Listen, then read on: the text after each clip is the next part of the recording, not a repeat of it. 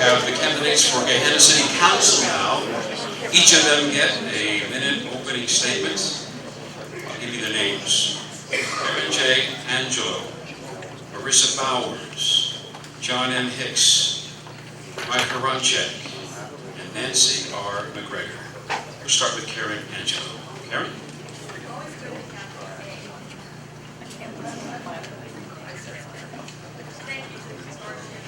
Push the button.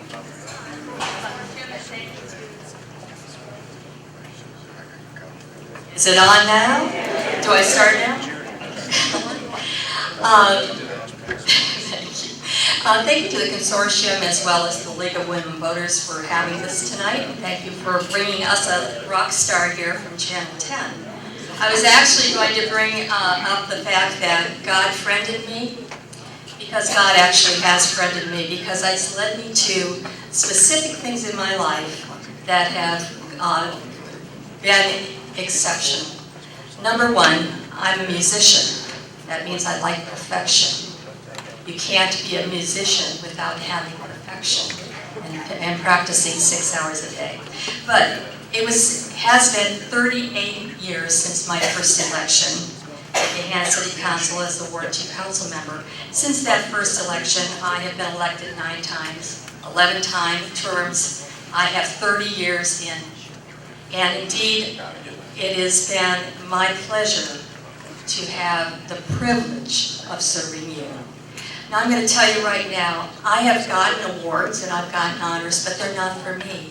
They are for you. And thank you for giving me the opportunity to serve you. Marissa Bowers.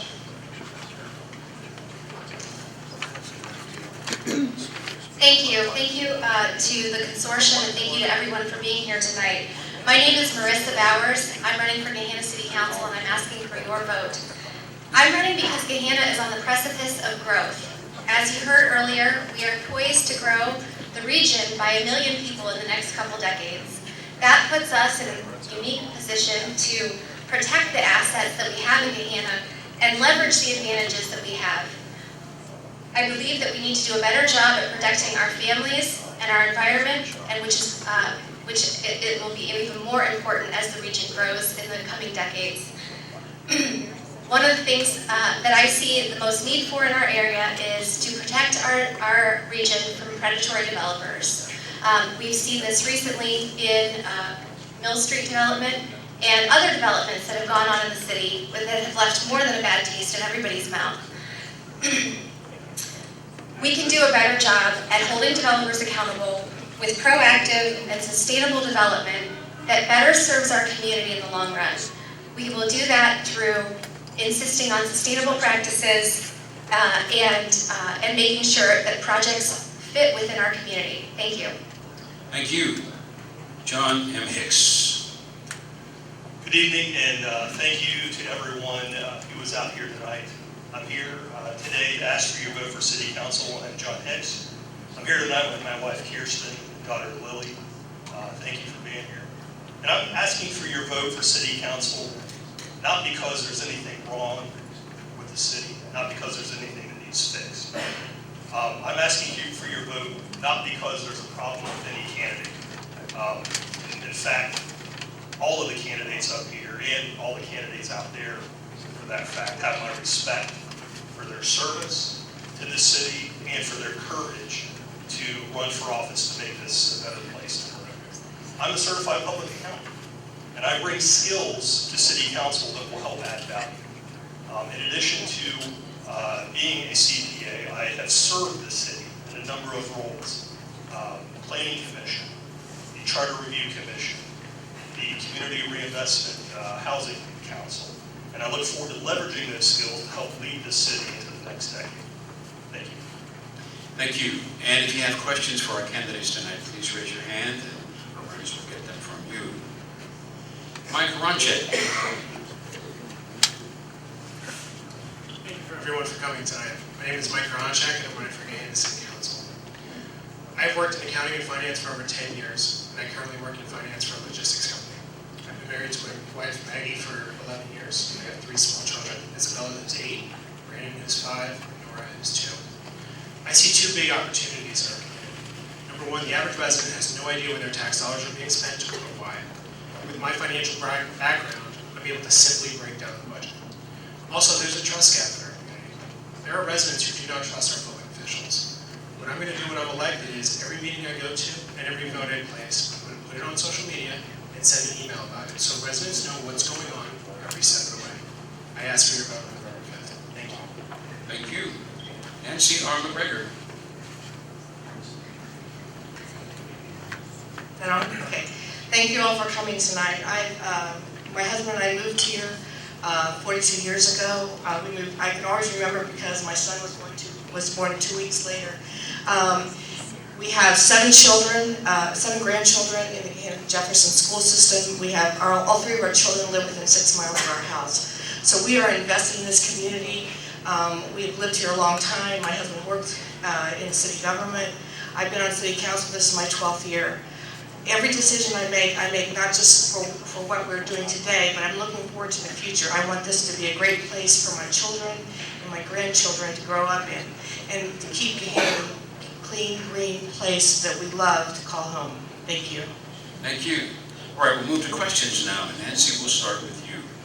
What is your vision for growth over the next 20 years, and how will you pay for your vision? Well, with the passage of issue 12, we have the funds. To complete our road system. We have the funds to chip away at the road systems that we have. We have a lot of deferred maintenance in our roads, in our buildings, and our parks. And with the wonderful passage of issue 12, we're going to have the funds to do that. It's expected that levy will last about 20 years. So the challenge will be to use that money in a wise way, in a measured way over time.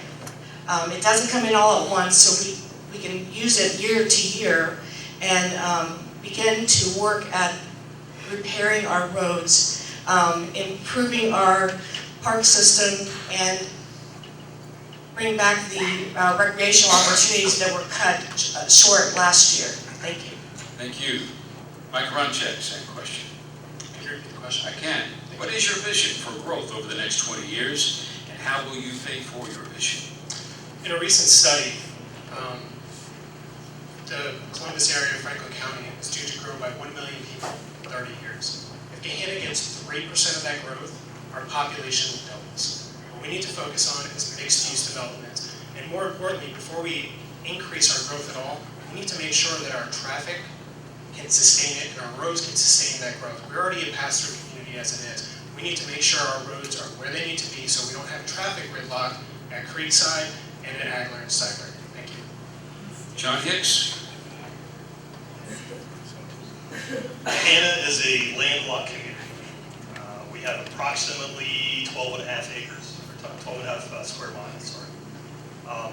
Our growth is not going to come from large tracts of land that are available for development. To plan for growth, we need to have responsible, appropriate development.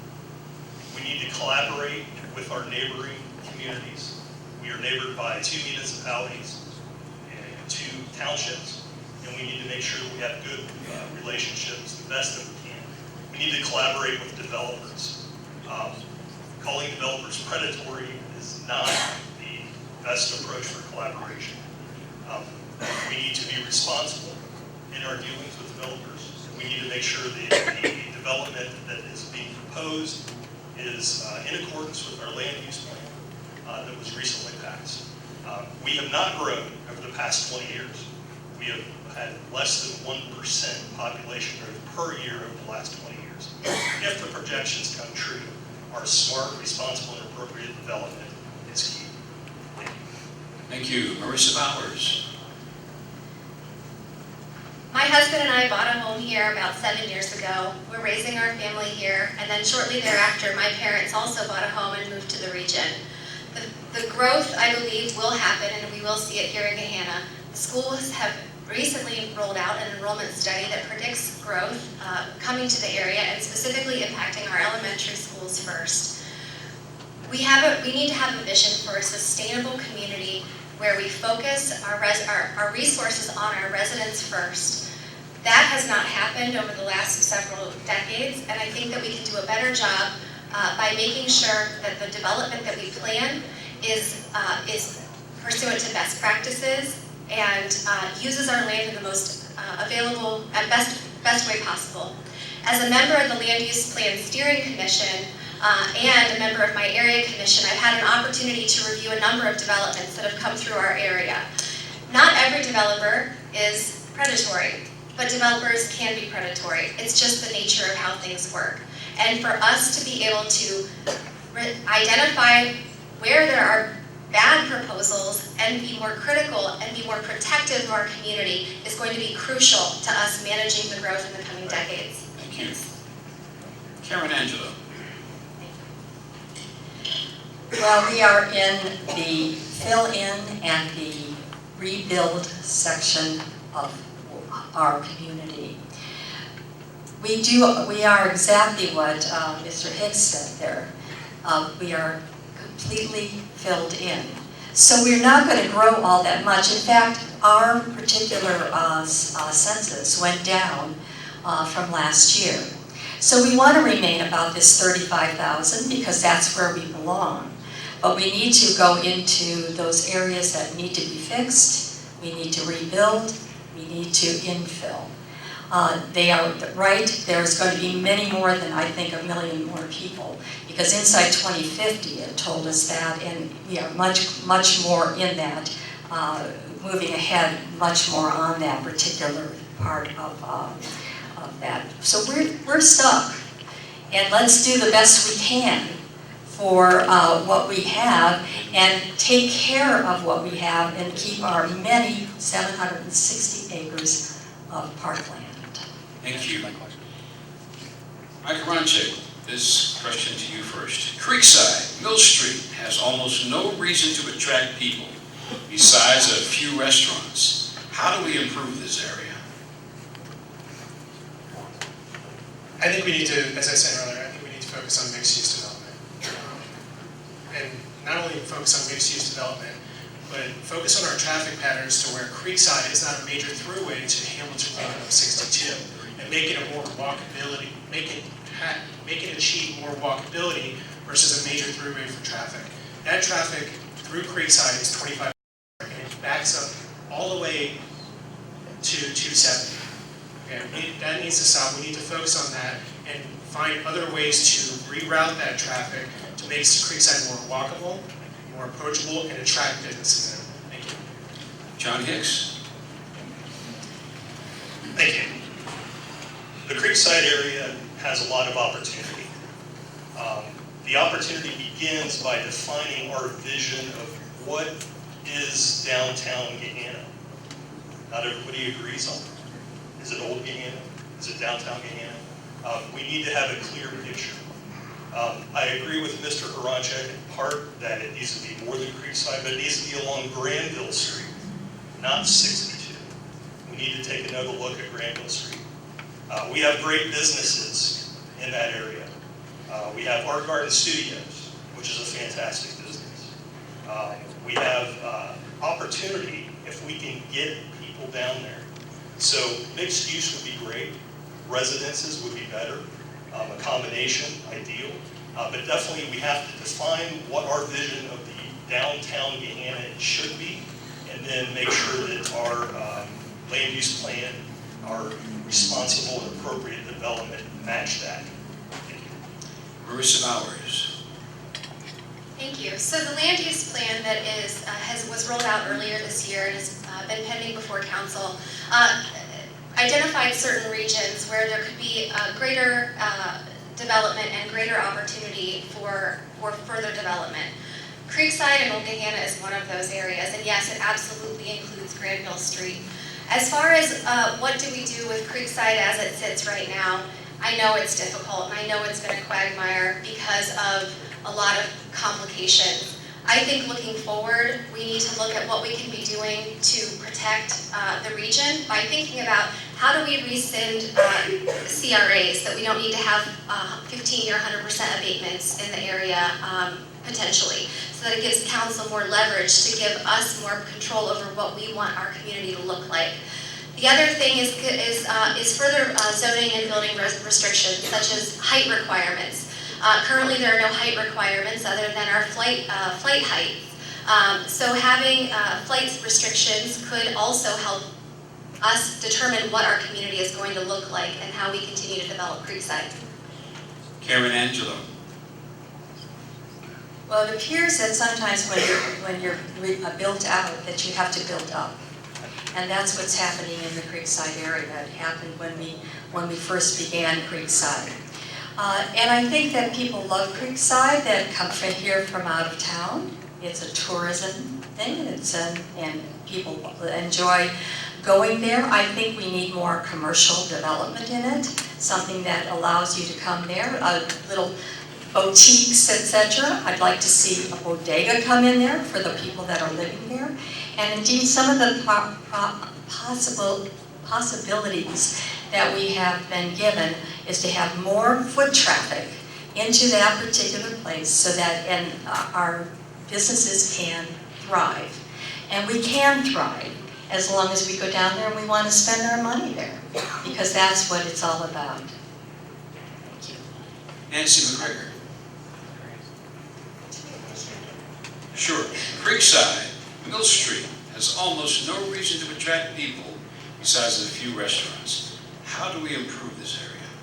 Okay, Visit Gahanna brought in a consultant, Roger Brooks, a couple of years ago, and then CIC hired him to secret shop Gahanna. And if you want to see what could be done with Gahanna, and particularly Creekside, it's on YouTube. Just the whole presentation is about 2.5 hours, which sounds long. He's a very great speaker.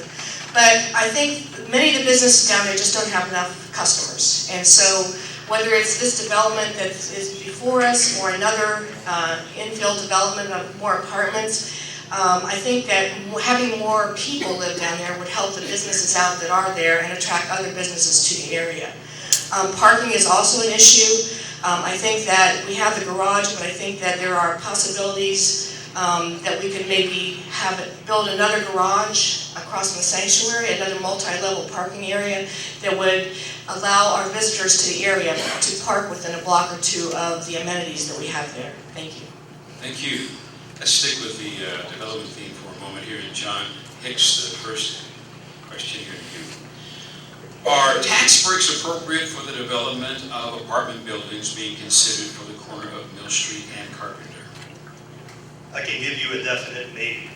The reason for that answer is, as we've heard earlier, it's hard to lump things into black or white. We have 5 community reinvestment areas in the city. The community reinvestment area that's been referred to at Creekside is number 5, and there are now, today, 3 properties that are have an abatement under that CRA. The reason I know this, I am a member of the Community Reinvestment Area Housing Council, and we review those properties every year for compliance. Tax abatements are a tool that should be considered and on the table where appropriate for certain developments. It should have the proper oversight because it does involve your dollars being diverted, but it certainly is on the table and should be a tool where appropriate for the appropriate responsible development. Thank you. Marissa Bowers. As I answered in the Rocky Fork article, the issue with the Mill Street project, the current proposed Mill Street project, is that the city has no discretion over whether or not to give the abatement and for how much. The existing CRA that Mr. Hicks just referenced and that I had referenced previously was what's called a pre-94 CRA, and you heard the mayoral candidate speak about that. Pre-94 CRA could have been rescinded or modified had council chosen to do that. It would have given the city more leverage in order to determine and to guide the development in a manner in which we want to see development happen. So if we are motivated by our land use plan to actually include mixed-use development, or to encourage our developer to follow, our materiality, then we could use a tool in our toolbox to leverage that negotiation. As an attorney, that's what we look for. We look for opportunities to bring somebody to the table and to exchange chips through that negotiating process. By leaving the CRA as a blanket 15-year, 100% abatement, we were unable to do that for the Mill Street project. Thank you. Karen Angelo, excuse me. It is a tool, and we have many tools in our toolbox. And this is one that has been a long-term tool to be able to bring businesses and make everything work in our city. There's nothing wrong with tax abatement. What happens is that after that abatement, there's a huge impact on the amounts of money that can be brought in to create bigger and better things. So quite honestly, I believe it's an excellent tool. I think we should be using it. Yes, the 1994 one is we could probably go back and rescind it, but it was there, and and I say at this point that would be a wrong step to make. Thank you. Nancy McGregor. I think tax abatement, people don't like tax abatement. I'm not a fan of tax abatement, but it's here. Everybody uses it. And we're competing with other cities that give tax abatement. So if we don't give tax abatement, then we're just putting our businesses, when I come here, we're at a disadvantage to attract businesses if we don't offer tax abatement. Every tax abatement, every business should be given tax abatement? Probably not. But we need to look at the return that we're going to get for the tax abatement that we're giving.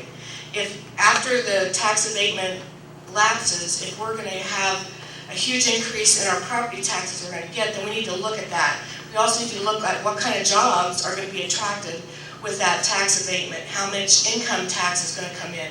And some of our tax abatements are, we make the schools whole. So even though it's a 15-year tax abatement, the schools don't lose money. It's not on all of the tax abatements, but some of them. Mike Aronczyk. Could you repeat the question again, please? Sure. Are tax breaks appropriate for the development of apartment buildings being considered for the corner of Mill Street and Carpenter? I agree with a lot of what has been said up here already. Tax abatements are a tool. With respect to the Mill Street project, as I said, it's stated in the Rocky Fork article, I have more questions than answers at this point. What is going to be the return on investment? If we are going to give any business, any developer, tax break, what is the market rate? What is the market return on investment? Are we going to get that? Is it reasonable? Also, are schools going to be made whole? Also, with further development, as I stated earlier, what is the traffic going to look like down there? It's already a mess as it is. And I'm for development. I have no problem with it. But we need to make sure these questions are answered before we consider any development at Mill Street. Thank you. All right, thank you. All right, Marissa Bowers, we're going to start with you on this question. What do you plan to do with other Central Ohio elected officials and neighboring communities to address the lack of public transit infrastructure in our region? Yeah, that's a wonderful question and something that I'm very motivated by. When I first moved to Gahanna, it would take me about 15 minutes door to door to get to my office in downtown Columbus or to the courthouse. Today it takes almost 40 minutes to get back and forth on a daily basis. I am seeing it in my family and the impact to my family because of the increase in the commute. So there are a lot of projects that have been proposed. I think that we need to have people at the table, not only with MORPC, but with CODA, Central Ohio Transit Authority, in order to ensure that our bus routes are accurately helping and supporting our community where they're using them today. I live in the south side of Gahanna, and a lot of the businesses along Taylor Station and Claycraft have a lot of workers that come in on the bus. They're also not supported by sidewalks currently, and I think that that's another point of safety for our community that we need to be considering in terms of supporting workers and encouraging walkability and use of public transportation. Thank you. Karen Angelo. I come from Cleveland, Ohio, originally, and indeed, you never went downtown except by bus. And so when we had our first bus come down Hamilton Road, and I saw actually that we were going to have public transportation, it was exciting to me as a member of the City Council and as a member of this community. We should see this kind of transit type ability to take transit downtown to work, and indeed there are passes now for people that work downtown in Columbus, and they can take a bus for free, and they don't have to pay for the parking down there. This is a really important project. We need to take cars off the roads and use more buses, use more other types of transportation like walking and biking and do the things that will bring less traffic throughout all of the entire region. Nancy McGregor, what do you plan to do with other Central Ohio elected officials in neighboring communities to address the lack of public transit infrastructure in our region? I think that CODA has done a good job of looking at where the need is. When we first moved here, there was nothing. CODA didn't service this area. Then they started with parking rides. They had a couple sites for a parking ride. And now we have regular buses running up and down Hamilton Road. I think that as the need develops, people have longer commutes, they want to find transit, they will request it. But I think it's probably going to be a need-driven effort, because CODA has a budget to fulfill too. So as the need for more transit comes, then there will be more buses and more transit to different places, not just downtown, but maybe from Gahanna to Easton, or maybe Gahanna down somewhere to Rickenbacker. But the people come, as people need to get different places and their commute gets longer, CODA will fulfill the need. Thank you. Mike Karanchak. I think there's an opportunity here with working with CODA and also working with our neighbors in Jefferson Township and New Albany. Right now, Gahanna is a pass-through community. People go through Gahanna to get to Jefferson Township. People go through Gahanna to go to New Albany on Morris Road. There's an opportunity to work with our neighbors to expand CODA and work with them and see where there are opportunities and find out how many people work downtown or how many people work in other parts of the city being Columbus metropolitan area, to see where we can extend those routes and relieve some of the traffic that is currently hampering us. Thank you. All right, John Hicks. Thank you. Included in that question was a statement about collaboration. As a small business owner, as a CPA, I collaborate with 750 to 1,000 of my closest friends every tax season. I'm open to collaborating with our leaders in Central Ohio.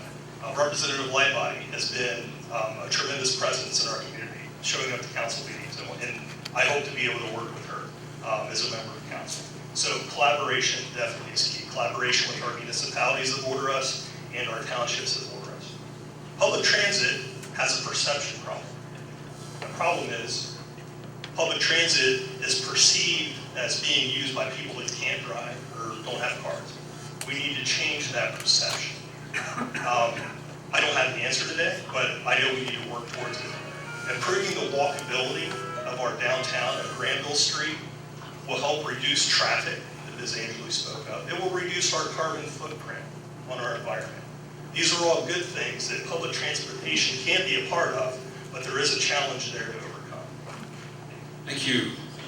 Our next question to Karen Angelo first. What drives your moral compass?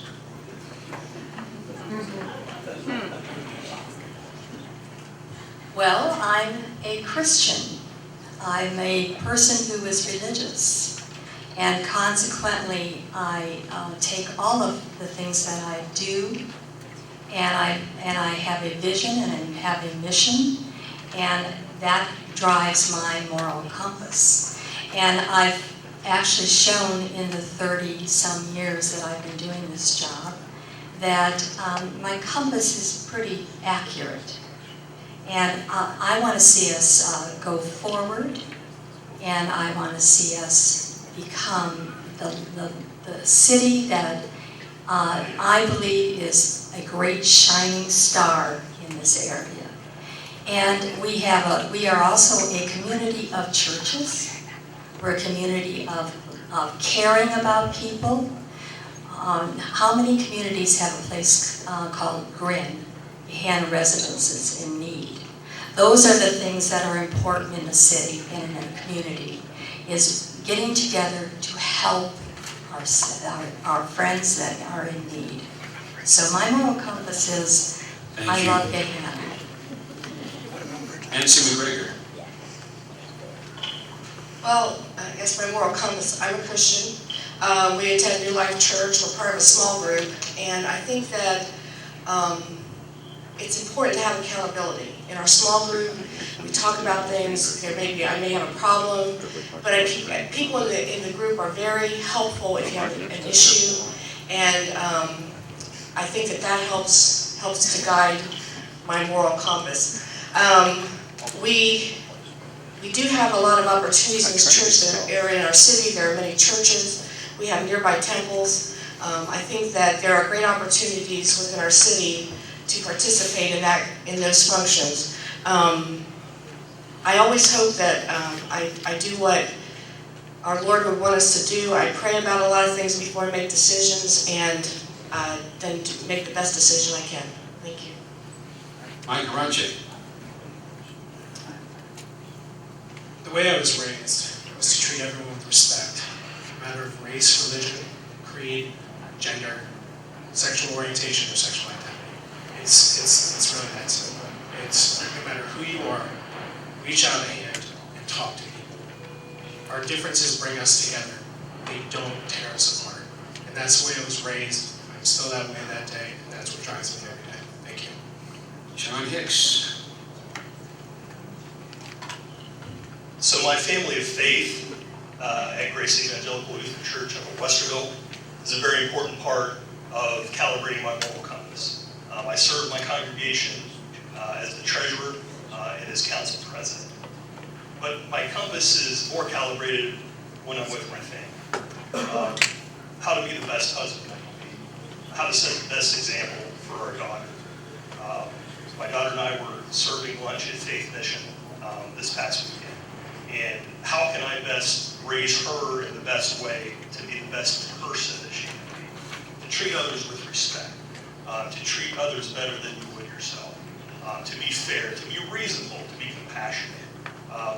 So my moral compass, again, starts with my faith and is calibrated with my family on a daily basis. Thank you. Marissa Bowers. I have deep connections with my family who are here and who have been supporting me through this campaign. On my mom's side, I come from a family of Lebanese immigrants, and on my dad's side, my family's been here since the American Revolution. I have deep sense of pride in who my family is and where I come from, and part of that is always fighting for people who maybe have less than we do, who have fewer privileges, or who maybe need a hand up at any given moment in time. And that, while that is tied to certain, to many faiths, it is also just recognizing the dignity of every human being and recognizing that we have a job here, a job to take care of people who are less fortunate than us, and to take care of our community, and to be good stewards of everything that we have given to us. Thank you. Thank you all. Let's move to our closing statements now, and Karen Angelo, we'll start with you. Once again, I want to thank all of you for taking the opportunity to be here this evening. But I want to tell you as well that my ability to work all these years has been because I love this community, and it's been 30 years of city that I've been actually serving you, the people. And I want you to know that all the things that I do are not for me, but they're for you.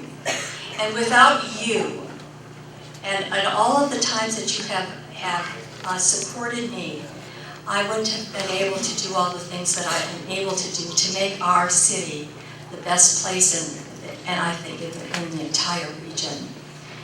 I hope that you will vote for me. I humbly ask for your vote, and I would like to be able to be for 4 more years something good for this city. Nancy McGregor.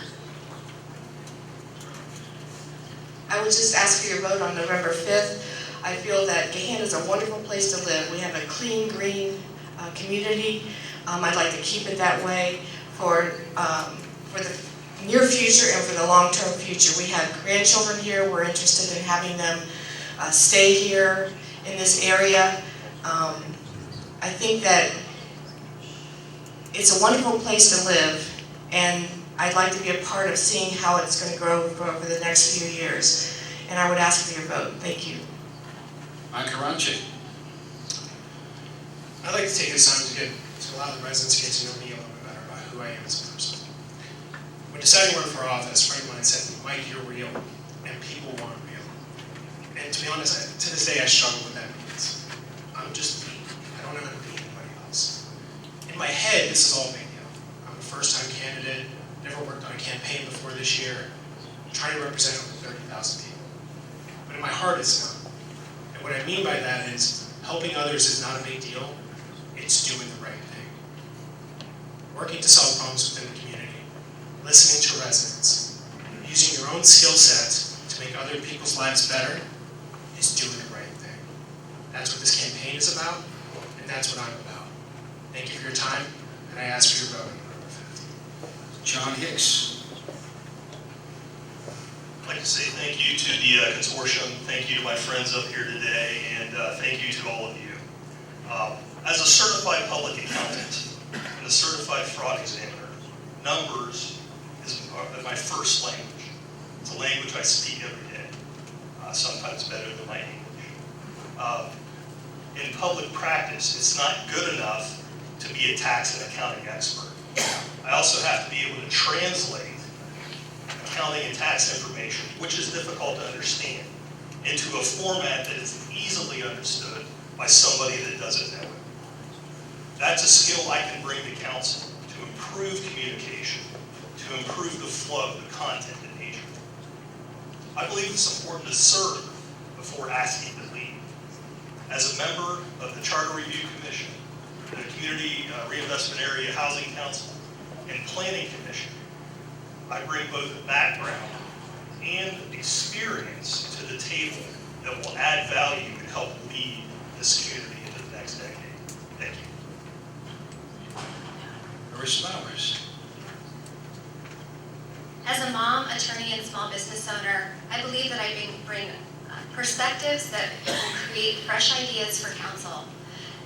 The number of people that are here tonight are a testament to the concern that we have for our community and a concern that we have for our future. We are asking for you to consider a new path forward with fresh ideas and fresh perspectives. I've knocked on thousands of doors already along with my team just this election, and yes, I'm a first-time candidate with Mr. Karanchik as well. And what we're hearing at the doors is that transparency is something different than a request. Transparency is different than just being able to pull up an agenda or get emailed an agenda. Transparency is understanding deliberations. It's understanding the values of your council members and your elected officials, and it's understanding why they might make a decision that you may disagree with or agree with on any given day, but that you understand their values and their motivations behind making that decision. I believe that on council, I'm going to be able to do a better job at bringing true transparency through encouraging fair discussion. Thank you. Marissa Bowers, Karen Angelo, John Hicks, Mike Karanchik, and Nancy McGregor.